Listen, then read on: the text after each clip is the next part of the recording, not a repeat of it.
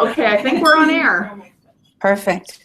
Well, many thanks to Christy for having me join the class, and thank you for you all for putting up with another voice on a screen for this. But as Christy was saying, outside of my work at Mozilla, I did spend 4.5 years of my life at Creative Commons. Just by show of hands, who here is familiar with Creative Commons? People have heard, at least heard of it. Okay, so there's some. So the presentation here will also be available to you afterwards. We'll make it publicly available as well as with the context and a number of other links for this. So don't worry if you have any questions as that comes through. But just to talk a little bit about what open licenses are all about. And then given the fact that you all there are part of this course to study not only things around reproducible research, but specifically around data, some of the considerations that are especially appropriate about sharing data on the web. So I'm going to try to share my slides here. There you go. How's that? You should see something that says a primer on open licenses. Yeah. Perfect. So as we've said before, this was part of the work that I was doing. I used to manage the science program at Creative Commons. And this was back in 2005, 2006, all the way up to 2010. Back when things like open access were a harder conversation to have than it is now. Pre-mandates at institutions, pre-open access or open data policies. So really back when people were starting to come to grips with how information should be shared and made usable online. So this presentation is from a former Creative Commoner, but also, first things first, the usual disclaimer, I am not a lawyer. I probably had a bit more of a introduction to intellectual property than most studying intellectual property, given Creative Commons experience and also the staffing there and supports that were really dedicated to initially looking at things like copyright and intellectual property and how that affects things that we do online. But just to first start off, and I'm just going to scroll through these slides so that it doesn't break. So the presentation mode, an example of thinking of going to your public or your university library. The focus of a lot of your work over the last few weeks has been looking at skills that not only can help you better understand your data, but also looking at ways in which you can better share your data. And working off of other people's information, you kind of sometimes need some ground rules about how that should be used, in what context, some of the additional context around that about how it was collected, methods, etc. There's a whole wealth of information beyond the actual numbers or figures that need to be taken into consideration. And there's also norms and expectations that come with that. So if you think of like taking a book out of the library, you probably are not going to write in that book, resell that book, tear apart that book, and make sure that you return it so that other people can use it. And a lot of the work around open licensing is about signaling to the community as well as to future users, whether they're collaborators and the people here in this room, or increasingly as we start to work in really distributed environments. As someone who runs a team that is based in 3 different cities, I can say even in that regard, sometimes having that there so that people don't have to ask you and they know how to appropriately use what you have available is really helpful. And so going through some of the history of what we refer to as free and open source licensing, sometimes you'll hear this referred to as FLOSS licensing. That's free, Libra, which is another form of open licensing, and open source licensing. Some of the big examples that come to mind are Creative Commons, which is really about that whole remix culture. And Creative Commons was formed back in 2001. But even before that, a lot of the culture around open licensing or licensing something to make it more available rather than less available was really drawn back to software, to scientific, or not even scientific software, but software in general. And so in the top left-hand corner, that funky animal with horns, does anybody know what that is? Anyone want to take a guess? Okay, that's what's called a GNU, G-N-U. So if you're familiar with free software, this is the animal that's associated with the GNU, operating system. And there's also a whole suite of licenses that was part of, the initial discussion back in 1983 to 1985 around, what does free software and open software mean?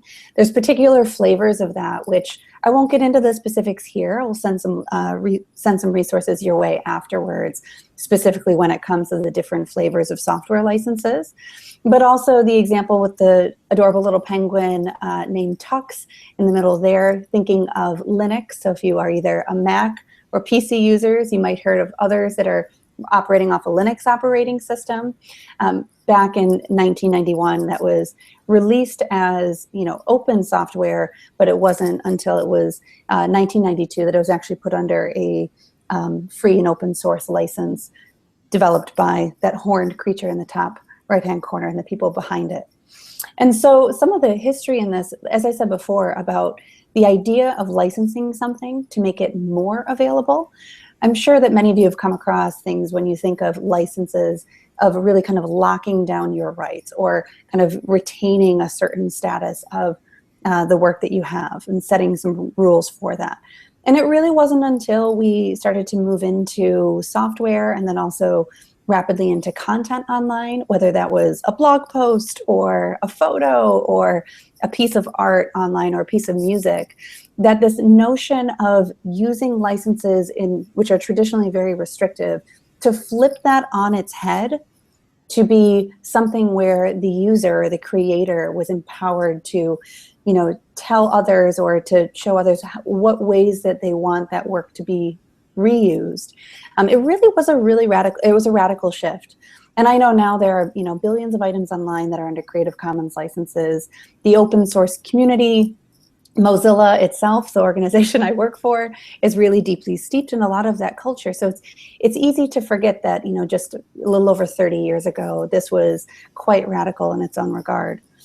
But when you start to think a little bit more about what this means for specific forms of content, I wanted to go to the open access definition. So when we first started at what used to be called Science Commons, is no longer an organization within Creative Commons. That work has sort of percolated through the other work that they do. And Creative Commons is a global nonprofit that really spearheads a lot of the understanding and leadership when it comes to the legal and technical infrastructure for sharing information online. But back in, again, those early days, we're talking early 2000s, thinking of in the scientific context, what does it mean to increase access to content online? This is, one of the main open access definitions that many people point to. So thinking of things like, needs to be freely available.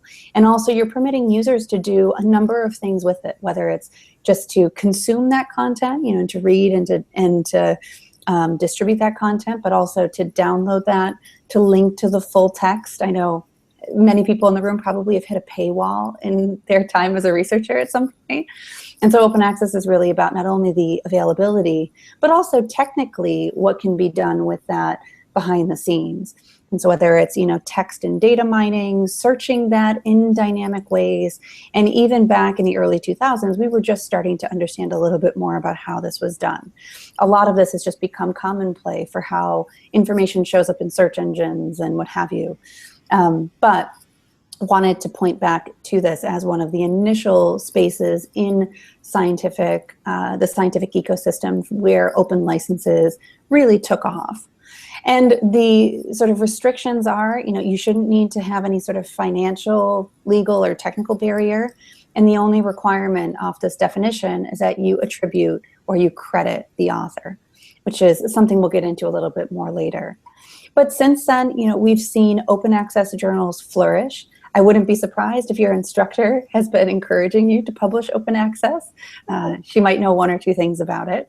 But, thinking of how some of these licenses, and this was an instance where the Creative Commons attribution license was heavily adopted and used and put forth as an exemplar for what adoption of open access looked like when you were talking about content. Thinking of what that means for data or for code in a similar sort of paradigm, it gets a little bit murkier. So when we talk about copyright in general, like not even necessarily thinking of Creative Commons for data, but copyright in general, which Creative Commons is based off of, you know, there is in the US a really strong understanding of what the public domain is. And the public domain, you know, is just what it says on the tin, that things are freely available for others to kind of pick up and use that without needing to credit, needing to pay for, or needing to relicense that work in any sort of way. It's kind of openly licensed, or well, openly available, free of license materials. But also in the States particularly, there's a really strong understanding that copyright means there needs to be some creative expression. And so if it's raw numbers that are coming off a machine, or like raw measurements, that would be disputable whether or not that copyright applied, because you need to show that there is creative expression. So if I were to sit and draw a picture, pretty clear that like that's a creation of something that I've done. But is it a fact or something that's commonly known? It becomes a little bit harder to apply copyright or to defend copyright for content of that nature. And also when it comes to code, we've seen a number of community members who, again, have seen that Creative Commons licenses have made it more openly available and clearer for people to use content online and try to apply that to code. But there are better licenses for code than the copyright licenses there. But that's for a separate talk in and of itself. So going into some of the restrictions for Creative Commons licenses specifically for data, we like to refer to some of these things as toggles. And by toggles, I mean there's a number of different Creative Commons licenses. At the base level, it requires attribution. So that's that little person that you see standing there with, you know, by written underneath it. So you need to attribute the person who created something. But there's a number of other licenses that you can sort of mix on top of that, from non-commercial use to share alike, so meaning that you have to relicense it or share it back under the same legal terms, as well as others that look at, you know, waiving those rights, which we'll get to at the end. But when it comes to applying some of those same principles to data, you know, it gets a little hard to navigate. So when you think of like what is a commercial use of the data web, is that pertaining to the other things that are on that data set? Is it just one particular cell? Is it selling the data set on the whole? And it has become really difficult in the digital age as content's consistently sort of and continuously remixed in various ways. The way that we are accessing information has rapidly evolved to understand what those strong cases are. I mean, I think there's always sort of the standouts. For example, if someone's doing pharmaceutical research and that data is, you know, bought by or reused by a for-profit entity such as a pharmaceutical company, right? But when it comes to an individual researcher's data, if someone were to use that for something that they, you know, were to compile a number of other resources for to, you know, launch a startup, does that qualify? And so that gets a little bit more complicated when you also think about this notion of share alike. So this is something that came from some of the open source licensing for code back in, you know, the late 1980s, early 1990s, and even today, was this notion of we want people to freely use what we have, but we require that they make it, whatever they create out of that, or a derivative work, openly available under the same terms, so that people aren't just kind of freely using the things that are available and never giving back. So it's kind of, you know, if you think of recycling in your house, it's kind of forcing people to make sure that if they're going to use something, that they add something to the recycle bin, or that they make it more available for someone else. It's a kind of a forcing function. It's also referred to as a viral license. I don't know how many people in the room are studying something in biological sciences, but the viral component is essentially saying that like that license sticks with the content as it gets remixed or reused. And so if you were to say go into one of the data portals at Michigan State and use some data in your analysis that were to be under a share-alike license and copyright were to apply, then whatever you're working on, which that data set is a part of, would need to at the very least be under that share-alike license or something more restricted.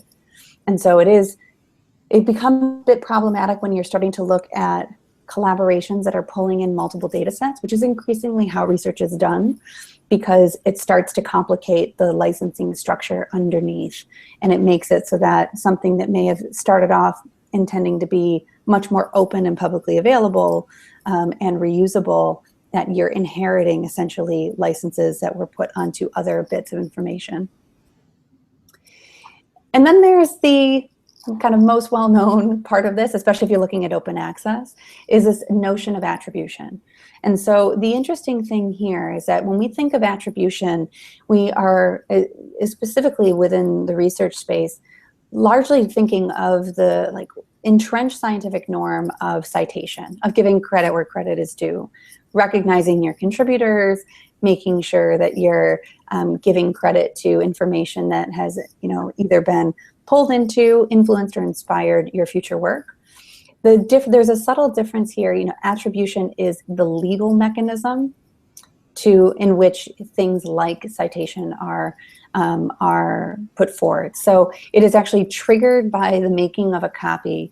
And when it comes to data and data sets and bigger collaborations, again, is that copying one column of data? Does it apply to extractions? How does that play with ontologies? It becomes a bit more complicated.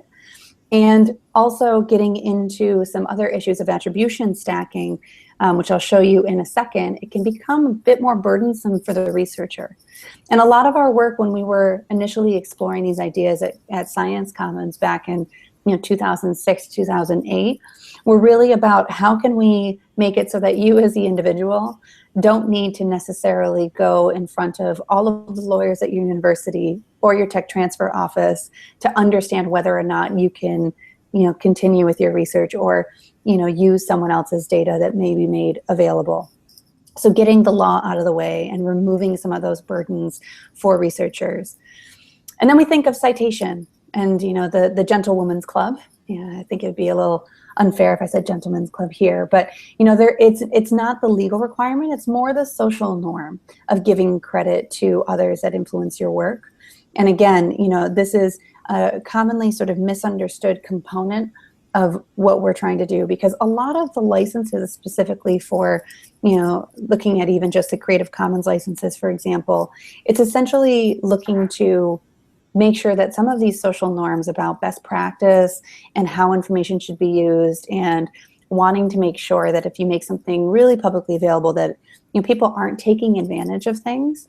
A lot of it comes from that sort of place in people's minds. They want their information to be openly available, but it's a lot of these social norms that are codified in legal terms and enforceable in such ways. So when we think a little bit more about attribution versus citation, attribution is a requirement to acknowledge or credit the author. Citation is, its primary purpose is intellectual honesty and also best practice for, professional reputation reasons.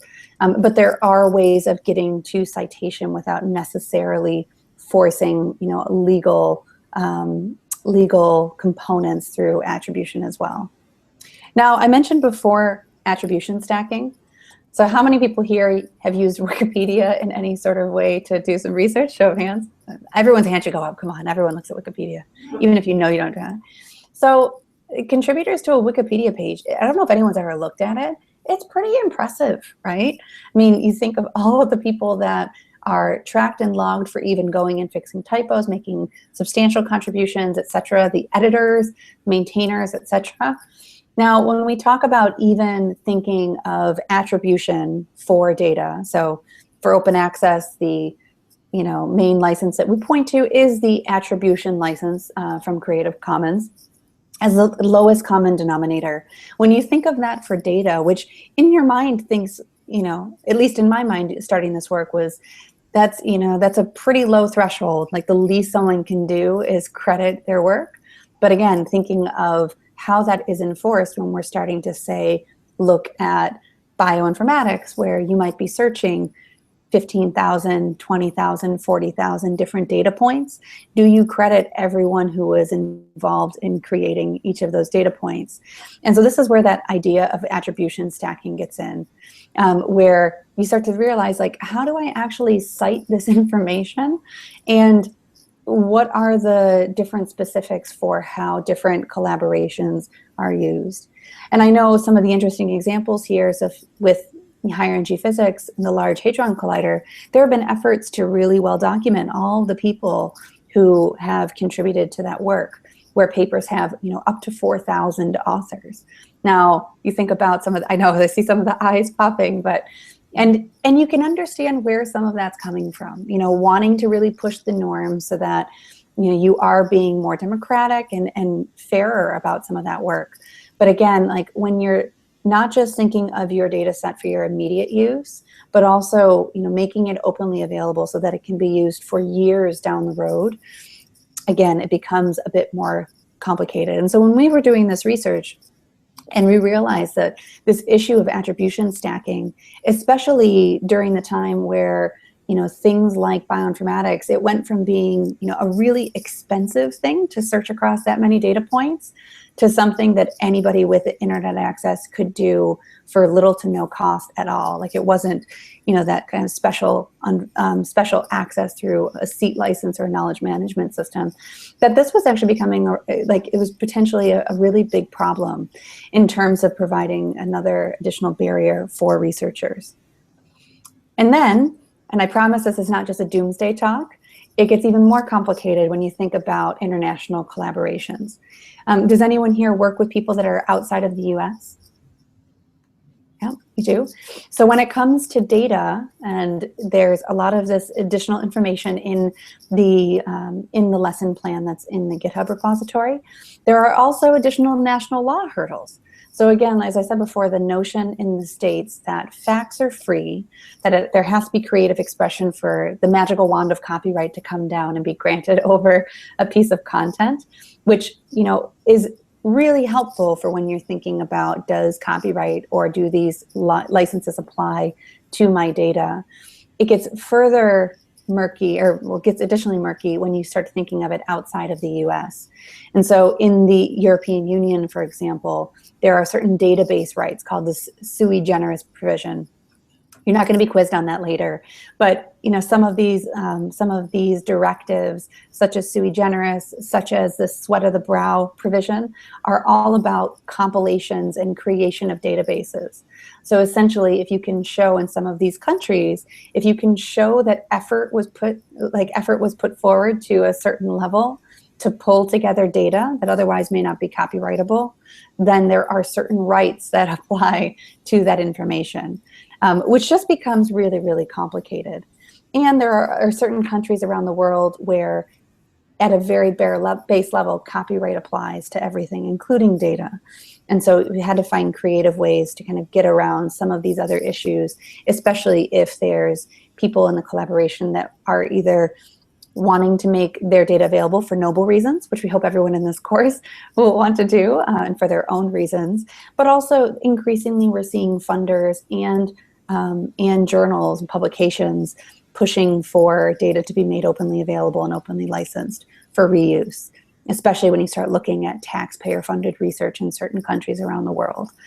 And so it does become a bit more complicated when you're talking about these international data sharing efforts, which again, you know, 15 years ago were, you know, still quite established, but the technology has so rapidly started to outpace our understanding and also the legalese that's on the books, that these things have become much more the norm, but we don't necessarily always have the systems to make that easier and more frictionless.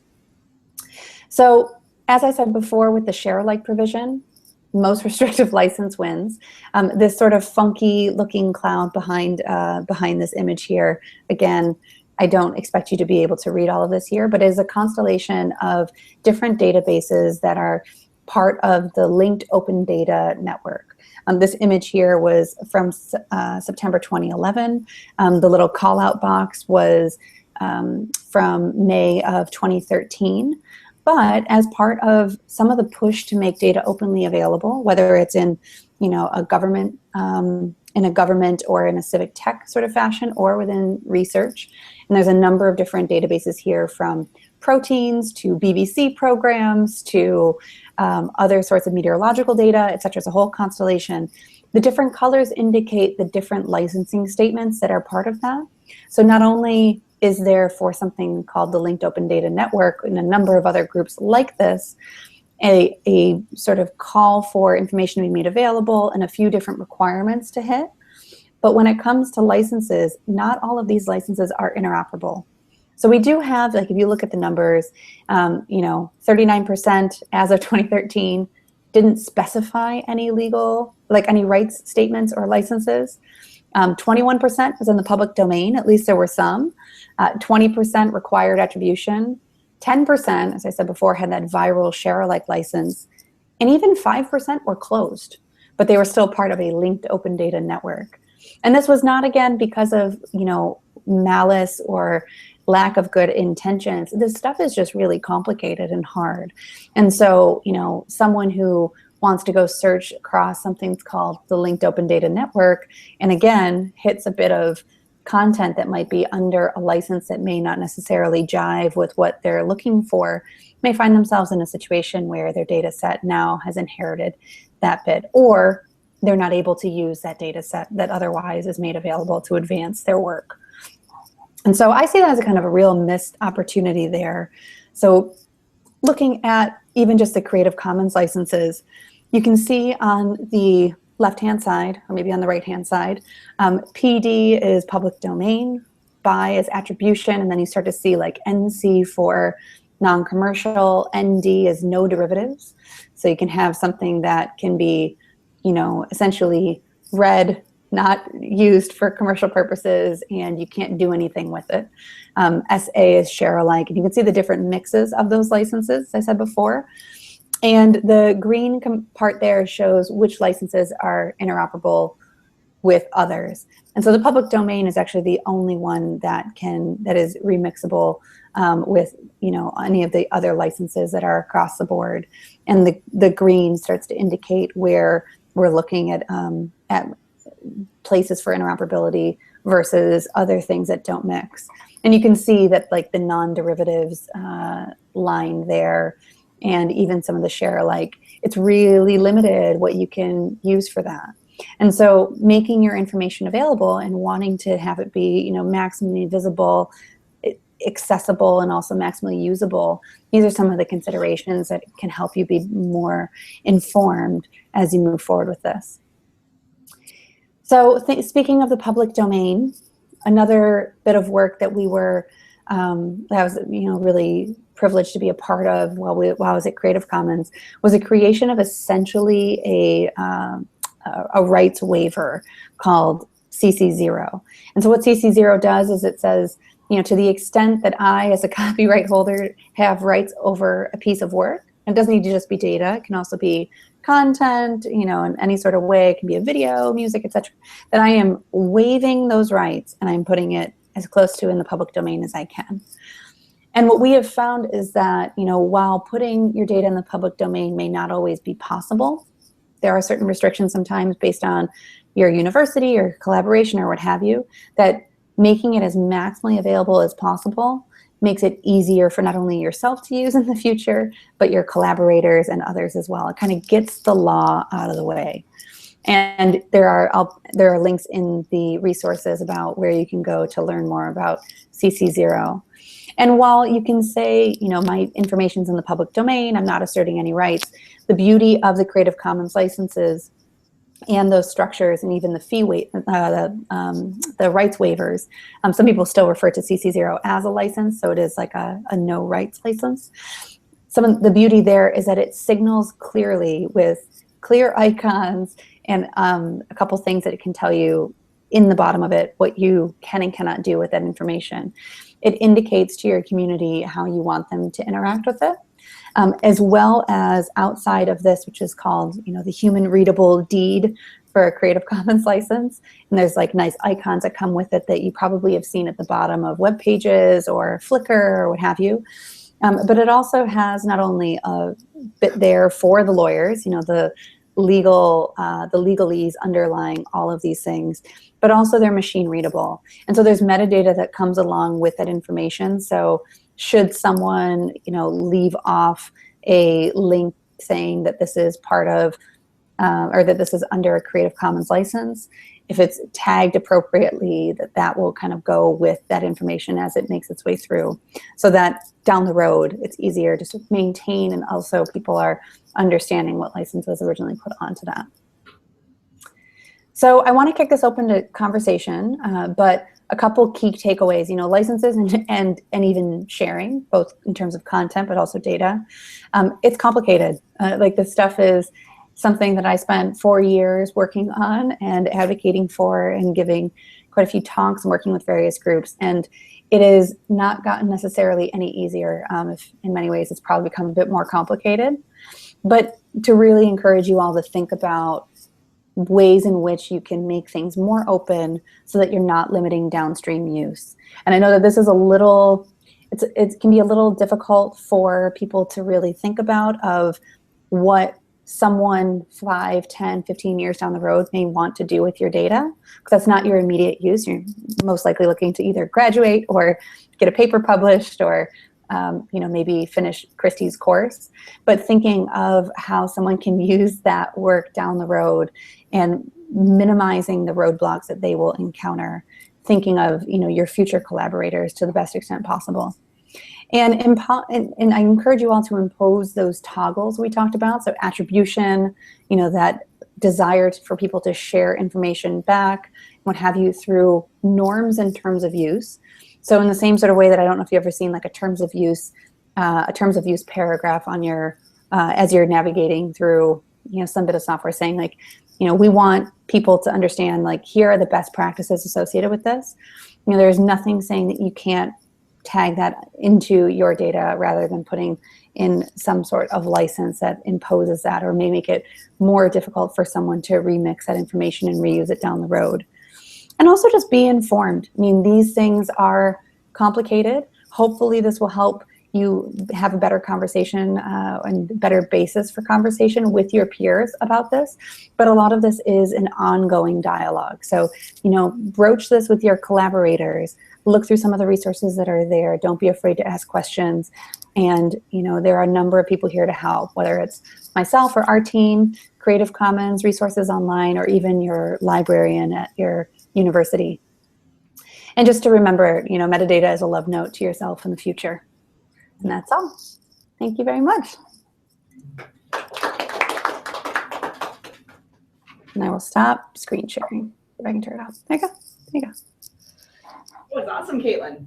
Yeah. I hope that was useful. I know I went through a lot of things quite quickly, so I'm happy to dig into more of it in the discussion.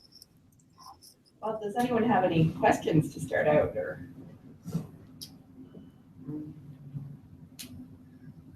I have kind of just my question's kind of broad, but sure.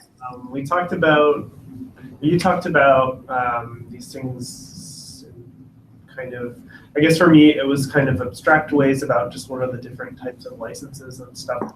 It's hard to imagine how I actually put it into practice. Like, besides publishing in journals that have certain licenses, is there an example? Absolutely. So that's a great question. So when you are making your information available, when you're putting it into a repository, you'll be prompted to specify if there is a license for those. And depending on which repository, they normally are kind of auto-populated with various options for you. Okay. So you can indicate there, which is a really kind of strong first point. You can make that information available as you're doing your research or even after. And then also what's interesting, and I don't know how many people in the room are part of the long-term ecological research group, that network. Is everyone part of that network? There is. No. We got a couple. So I didn't put this into the slides, but I'd encourage you all to look, and I know Christy can kind of point people if they need it, but the data policy for even collaborations like that, there's some really encouraging aspects that have been woven into the way in which that data gets treated already. So, you know, saying things such as like for data that can't be made available, and we want that to be a rare occurrence, like we want the default to be open in collaboration. For data that can't be made available, like make the metadata available so people can discover it and they know where that may be. And like that is a huge, huge first step. I mean, there is data that can't necessarily or shouldn't necessarily be, in my opinion, put immediately in the public domain. So when you think of personal health information, for example, you know, or things that have, you know, de-identification issues or what have you. So, you know, to the extent possible, like setting that as a high bar that you try to work towards, I think is really useful. Thanks. You're welcome.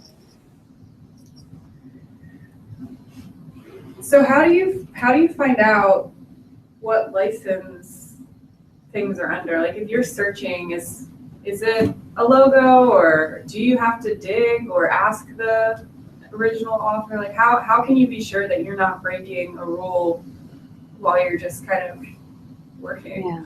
Well, it's a good point, and especially with this shift to put licenses on things to make them more available. I mean, it was a really interesting phenomenon as we were seeing this start to take off, where people were, you know, using something that was traditionally so restrictive to be better citizens of the web, essentially, right? But that didn't mean that necessarily the information was going to either be put under the appropriate license or, you know, the one that they had intended. So different systems have different ways of flagging these things. And I will say as well that by no means have we entirely cracked the how can you tell what license something's under, and nor is everything under a license or clearly marked.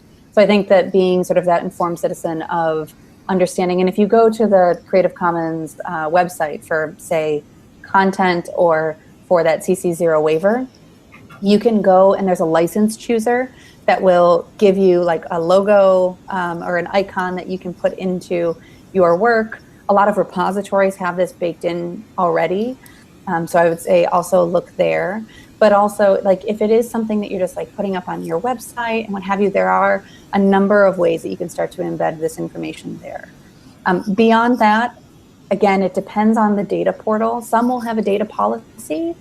Others, it's much murkier. Like, for example, that linked open data cloud, if you were searching in those individual databases, it's really hard to get that view of what all of that network looked like from a glance. And that work was done by an external group that was really curious about that question in particular, rather than someone who was just trying to get along with their day. So I think, you know, just being slightly cautious. And the interesting aspect that's come out of that is that we see either people that are worried that they will infringe because something's not clear, so they just don't use information that's available, or people that are unintentionally infringing because they're assuming best interest, which is, you know, quite sweet and whatnot, but they're still infringing. So there could be repercussions. Enforcement, you know, one of the things we used to say when I was at Creative Commons was like, we're not going to go and police whether or not everyone is abiding by these rules. That's not our place. You know, we could take sort of a neutral third-party territory.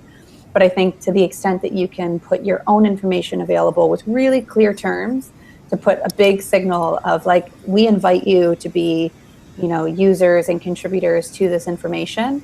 And if you have questions, participate or get in touch. And I know that Christy has some other resources about like, how can you better signal like how people get in contact and what are those best practices even beyond a license or a rights statement for your work, so that again it's communicated and it's clear. Because, you know, not only is it challenging to find if it's just a data set in a paper, but also thinking of like a year or 2 or 5 down the road, people move, projects die, projects get sunset. So just trying to be mindful of those considerations. I have a question. Sure. I don't know if this is an issue of open licensing or not. So this happened to a postdoc in our lab. He recently published a paper in environmental and energy science, and when he put this paper update on ResearchGate, there were hundreds of researchers are asking him for the full text of the paper. But the postdoc, he couldn't put the paper onto ResearchGate and make it open access because the publisher, like the EES, won't allow him to do that because now the copyright has been transferred from the author himself to the publisher. And you want to make your own paper open access, you are violating your whatever contract with the company. So the postdoc, he has to send out hundreds of emails to those who want his paper because he wants to share. But yet, this is the thing that I find a lot of people have. They are very willing to share their own data, but it is not themselves, but some other institution or publisher requirement that stops them from doing that. Yeah. So you raise a really, really good question. And, while there are big kind of open access publishers and groups that have, from the publisher standpoint, adopted clear open data commitments and standards. So for example, the Public Library of Science, PeerJ, Biomed Central, some of the slightly more progressive journals, those serve as really big examples of places that you can publish where that information will be made available, right?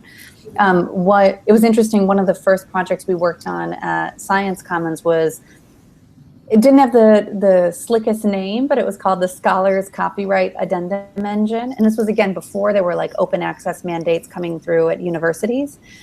And a lot of it was exactly around what you just described. And in some cases, researchers not realizing that they were transferring their copyright by signing that paper to get that publication. And it's really, really difficult to reverse that once it's through. And things often apply once you do transfer your full copyright, where you've got really limited rights for disseminating that work, And in the US, it's called the fair use exemption. So for example, Christy could make her paper available for use in the classroom, but not publicly distribute it beyond a certain number of people, for example. And so I think in that case, and there are always, I shouldn't be recommending this, but there are always people that have workarounds. I mean, research operates oftentimes through people emailing one another to make sure they're sharing stuff in that way. But again, I think that is something to think about before you go forth and choose a place that you want to publish. And as we start to see that papers that are published in some of these other journals are just as successful, are just as fruitful in terms of citations and visibility, really helping to encourage colleagues to think about those things before they make that decision. Yeah, because one of the most important things when we choose journals will be the impact factor, and a lot of good journals are still not open access. So when I just think about it and look a bit deeper into it, all these publishers, they set all these restrictions on their database, not for the sake of protecting the public and the authors, or proper scientific communication at all. They just do it only for money. And it's challenged their business model.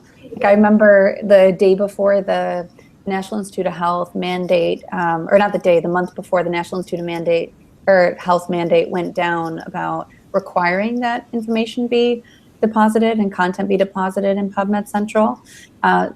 We had a meeting in DC, and there were small society publishers all the way up to the big ones that were trying to figure out how they were going to be able to stay in business if information were to be made publicly available. So the encouraging thing there is that there are forces outside of publishers, including government agencies and funders, that are starting to require that content and data be made available to the fullest extent, which can help change that dynamic. as well as, like, for example, in the UK, there's an effort to have additional funds available for researchers to pay to publish open access. So, like, there are, for some of the more traditional publishers, in some cases you can pay a fee to make that content openly licensed and open available. But again, you need to, it's kind of buyer beware. You need to be cognizant of some of these options, and it can be a lot for an individual researcher. Thankfully, there are people like Christy and a number of other groups that are there to support and to help navigate that, as well as university libraries, who are oftentimes a really good resource for questions like this too. Thank you. You're welcome.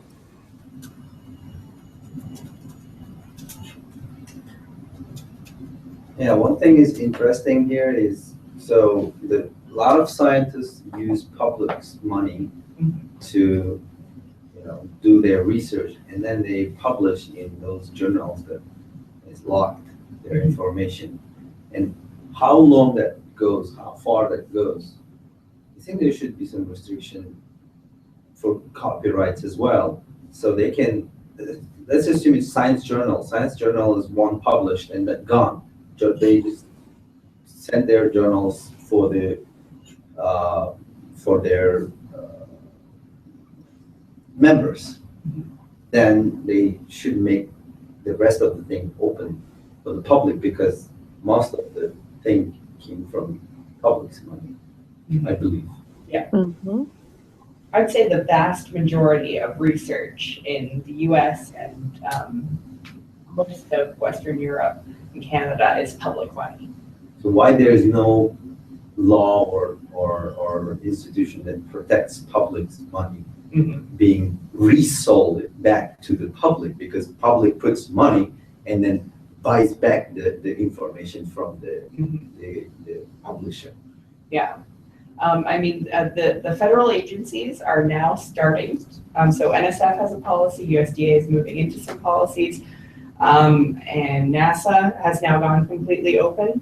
But also some foundations are now starting to require open data. So the Bill and Melinda Gates Foundation has recently started requiring that all projects funded by them make the data produced by the project available. And I think there's like some small embargo period built into those policies. The question is how much that's going to be enforced, because well, researchers have had the practice of going and publishing in closed access journals and not necessarily making the data available except on request for their entire careers. And so they don't necessarily even know that they have to change practice. So this class is actually a part of that, bringing out that information, letting people know that this is how it's going to be from now on, and we need to be trained in that. Yeah, and just to add to that, I mean, you raise a great point that, go and lobby Congress. I mean, that was like a great way of articulating that kind of issue. No, go, we'll support you. But more realistically, the people that are in this room are the ones that are going to change that. I've been working for 12 years to do that, and we need more people to help spread that understanding and spread that word. The other big thing too, which is interesting, is that as we're starting to see requirements for open access, requirements for openly available data put forth in not only funder agreements, as Christy was just mentioning, but also in for like requirements for publication. Interestingly enough, and there's a fascinating blog, it's quite fun, it's called Retraction Watch. Again, not trying to get into the scaremongering of science, but as information is now made available and people can interrogate that more freely, which is part of the whole scientific discourse, and part of that whole process, asking the hard questions of like, listen, your data is not made available, it doesn't support these claims, and it's pushing a certain sort of like radical transparency, or at least helping to shift that a little faster than it was, maybe 10, 15 years ago. And so I think those sorts of forces we'll see more of in the upcoming years, but that the mix of not only calling for this information to be made available, and there are some, anecdotes that we hear of agencies that if they're evaluating midway through a grant that information has not been made available, they won't write the next check. But again, enforcing across like a portfolio such as all of the National Science Foundation, that's a tremendous amount of work. And so gradually perceptions are starting to change and mechanisms are starting to put into place that make that accountability much more priority for the way things are done, so that we can, you know, start adding some teeth to these notions and mandates and policies that are being put forward to do exactly what you just said. Don't be discouraged. It will be okay. No, it seems like this is the kind of thing that needs to happen, because I mean it's happening and we just don't realize it. I mean, if we're, you know, publishing in journals that are taking the rights that we thought we had and we just didn't realize it, you know, having a conversation like this in class is the most important thing that we can do right now. And then tell your friends. Yeah, absolutely. Yeah, now it seems like what we can do now is, if we choose to publish in open access journals, we have to pay to buy our copyrights back, that sort of thing. So it seems like if we publish in some traditional journals, we don't have to pay a lot. Yeah. But I just remember I published in BMC last year, and our lab paid about $1,000 to $2,000. Yeah. Just for that, and there is a special funding just for open access publishing. Yeah. So that's expensive. Yeah. Yeah, you're on a DOE funded grant, right? And I think that there's specific provisions to make the data available in so those I'm just grants. thinking like those institutions who don't have a DOE or NSF funding, or if they are from international countries, if they don't have that money to go straight forward or go straight to open access journals, they have to choose old traditional ones which don't allow open access. Now, PLOS One, I know, has a list of waivered countries. Like people are automatically, like the fees are automatically waived if the primary author is from that country. So there's a list that you can actually check online. And so it's actually a sliding fee scale. So it's underdeveloped countries, it's like 0, and developing, it's 700, and then it's $1,400 for us. Yeah. Well, and I was going to say, You'd laugh.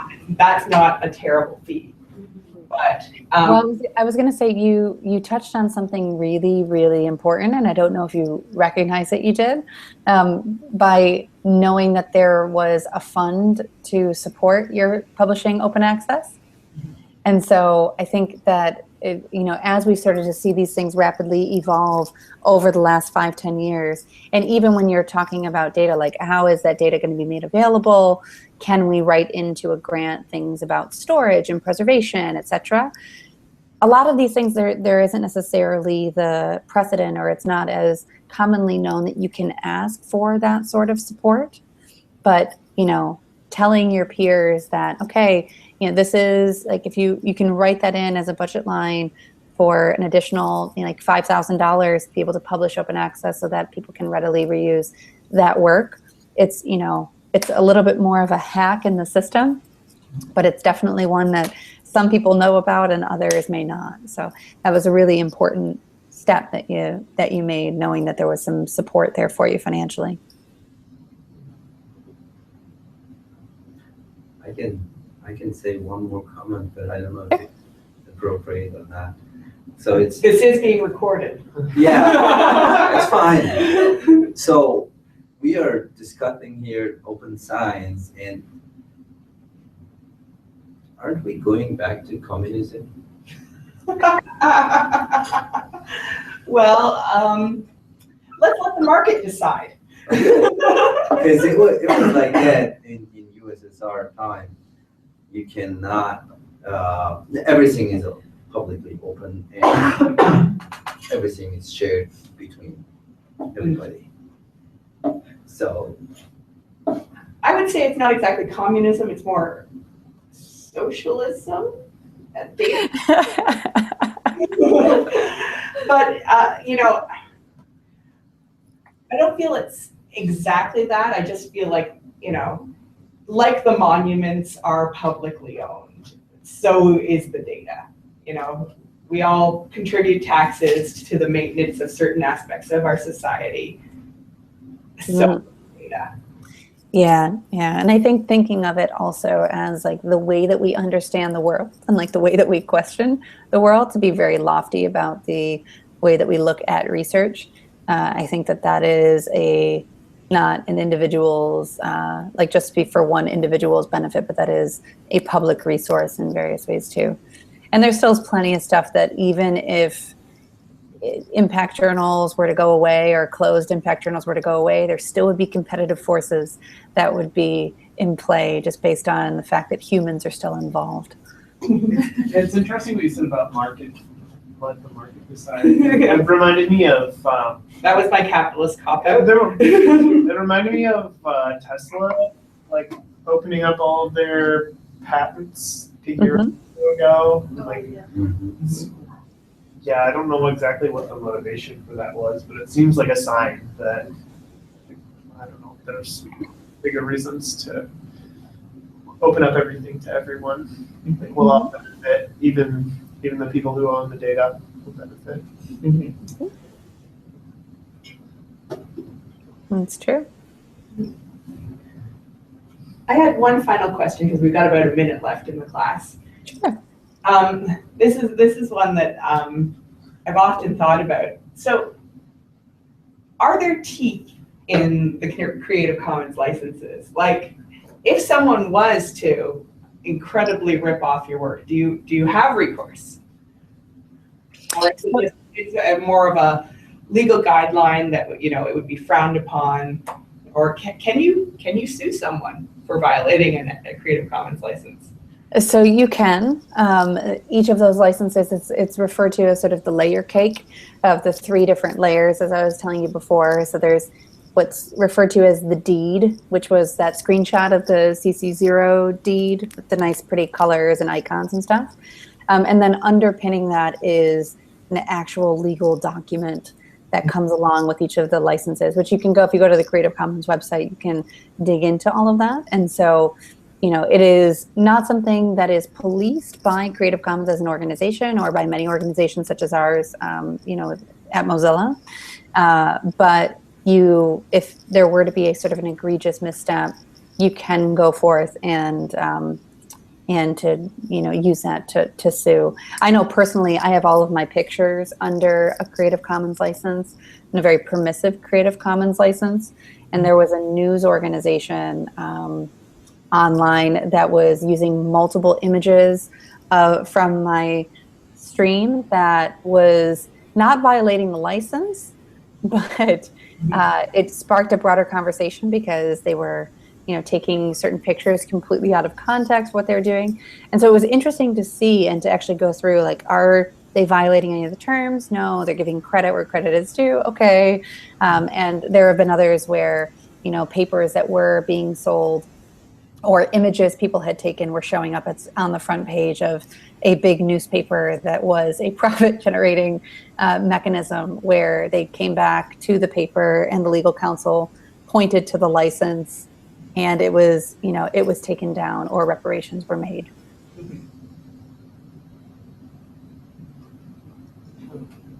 Yeah. It's not like I feel like that's a common occurrence. It's just, you know, when you're giving someone a license and saying, here, use this, they might need some reassurance that there is, in fact, legal background for it. Yeah, and specifically for the work around data, we're like slowly starting to see some of that precedent come about. It usually comes about in like 5-10 year rotations.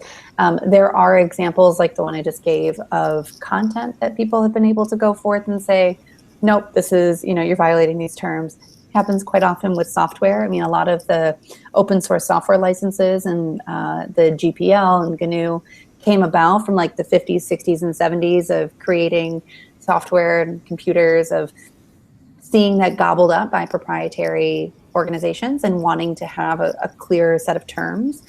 And so I think it's just a matter of time until we start to see more of those cases, more of that precedent come about, which, you know, always makes people feel a little bit better that it is actually defensible in court.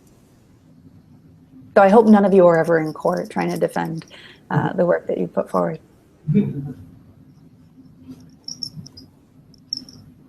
Great. Well, there's no discussion. Does anyone have a guess about what license I quoted for this course? It's actually in the repo. Yeah. 0. Now, being an academic who likes credit for things, what do you think? It's in the README. Is it an attribution, non-commercial, no derivatives, Christy? Not no derivatives. I want people to be able to remix it. But yeah, non-commercial, because I figured that it would seem kind of evil for someone to take all the course material developed for the Open Science and Reproducible Research course and turn it into a for-profit course. It just seems wrong. So I thought, I mean, I want lots of other people to teach it, but yeah, I just don't want it to be turned into like some sort of. Oh, that's so cool though, to actually click through and see the license here. Mm-hmm. Feel free to share and adapt. Yeah, and there are some other links that I added into the GitHub repo as well at the bottom, including like background and history about open access, some other different primers around open access for data from the early days that we were starting to discuss some of this work, which will serve as a nice parallel. And I'll continue to add some different resources there and make the presentation available for you as well. Great, thank you so much, Kaitlin. Thank you. Thank you. Nice to meet you. It was nice to meet you all too. Take care. Bye-bye. Bye. Bye.